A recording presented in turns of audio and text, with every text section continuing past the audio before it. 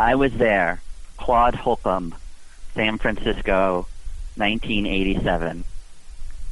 I remember in 1984 when ADAPT was made up of only 35 people. In San Francisco, we gained more members. When I arrived in San Francisco, it was hot and hilly. We did not think we could make it up and down the big hills to get to buses and trolleys to block them. We planned on blocking them as a form of protest to push for ramps on all public transportation all around the country, all of our brothers and sisters' disabilities to be able to ride with able-bodied people. Blocking buses is what ADAPT was good at. At that time, if someone had a disability, they were considered second-class citizens to the bus industry.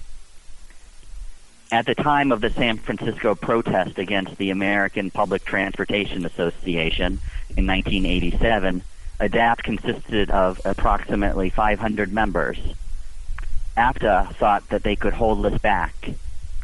APTA was friends with the mayor of San Francisco, who tried to make it difficult for ADAPT to get APTA to present our agenda. The Reverend Wade Blank was an active participant in over 3 decades of political organizing. He thought like the Reverend Martin Luther King when it came to disobedience. He taught others how to create and record their own destiny.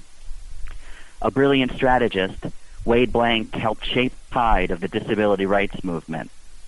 The disability rights movement was like the black movement in the 60s. If an individual who used a wheelchair did not have access to buses all around the cities or the country, ADAPT would follow APTA all around the country, or if they met out of the country, we were there to get all transportation accessible for people in this free country. On the first day, we went to the San Francisco City Hall, 500 people stretching 6 blocks through the hills of San Francisco. On arriving at City Hall, we surrounded the building. APTA members could not get in without an ADAPT welcome, and it was a welcome they would long remember, chanting, "Access is a civil right." We linked arms, and APTA was forced to climb over our wheelchairs. I remember APTA members tried to exit through the back entrance, but we pushed the big trash cans to block the exit. On the second day, we went on the street to do what ADAPT is best known for, stopping buses. I remember we had to watch the bus drivers in San Francisco because if the driver saw a wheelchair, they thought we would stop right in front of the bus. Protesters almost got hit in San Francisco to get the right to ride with our brothers and sisters. People questioned why we did not want special transportation. We are not special. We are disabled, and we do not need door-to-door service.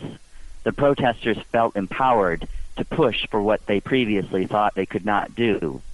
ADAPT showed the disability community they had the right to ride all public transportation in all communities.